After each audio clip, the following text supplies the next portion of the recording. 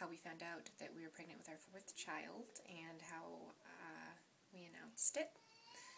Okay, so we have 3 kids. First one was planned birth center birth. I knew, mostly based on a childbirth education class, that I wanted a natural birth, and planned it at a birth center.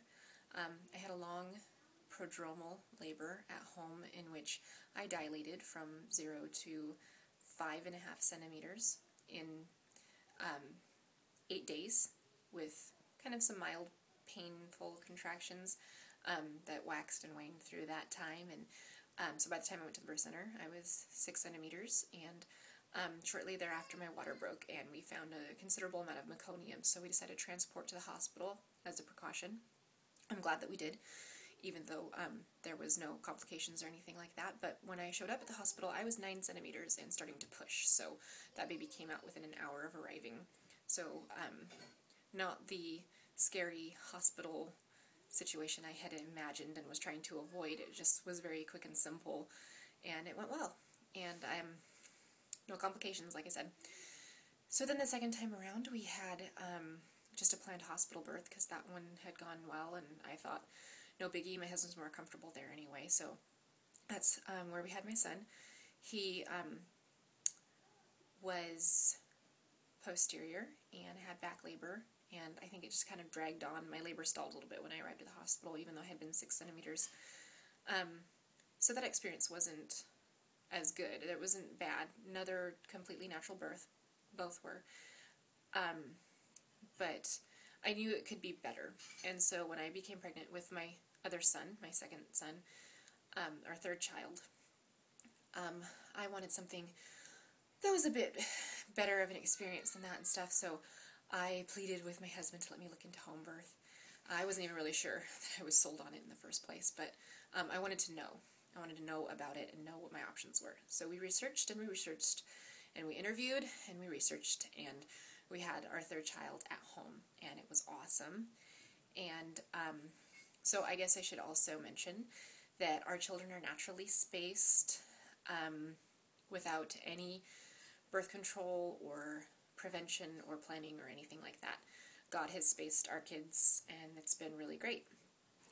After my daughter was born, our oldest, I had lactation amenorrhea for 12 months, 12 and a half months, no, 12. And so I did not ovulate or have a cycle until she was a year. And it was not long after that we became pregnant with my son. And so they're 23 months apart. After my son was born, I had no cycling for 15 months. And the very first cycle that I had, the very first time I ovulated, so still no periods, very first ovulation, I got pregnant with our second son, our 3rd child. And so they're exactly 2 years apart, and they're actually born on the exact same day, 2 years apart. And people ask me if we planned that, and no, it was a home birth, 6 days late, and it just happened. So now, after he was born, I went 22 months without any cycles, and I've been really enjoying motherhood and my 3 children and the busy hustle and bustle of taking care of 3 small children, 5 and under, and ready to have another one any time, but it just hasn't happened, so that's fine too. I mean, I trust that nature's taking its course and God's planning our family, and that's the way it's meant to be. So, 22 months postpartum, very possibly my first ovulation. I had some spotting 2 weeks beforehand, and I don't know if it's an ovulatory bleeding, having not ovulated, but my body trying to go through the motions, or if it was an actual first period. Either way, I've had no more than 2 periods in the last 6.5 years, which has been kind of nice. And so 2 weeks after that, thinking that it was going to take some time for my cycles to return to normal after having gone so long without having cycles, I thought it was going to be a little while before pregnancy occurred. Well, guess not. So, let's see, on October 2nd, actually. October 1st, I felt those little twinges that feel like implantation. I felt that before.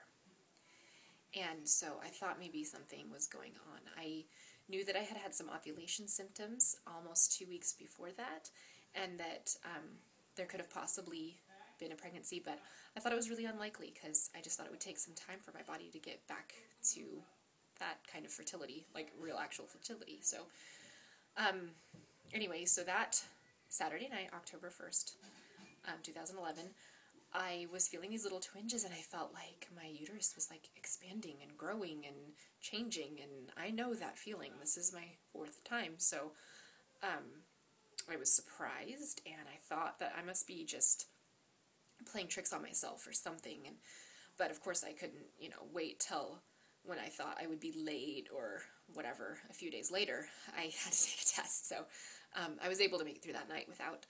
But first thing in the morning, the very first time I woke up to go to the bathroom, I took a test, and it was like 5:30 in the afternoon in the morning, 5:30 in the morning. I didn't tell my husband that I was going to test, which I usually do with all the other kids. I've been like, I totally kept him in the loop about, this is when I think I ovulated, this is, when I would be able to test, or okay, I'm going to take a test now.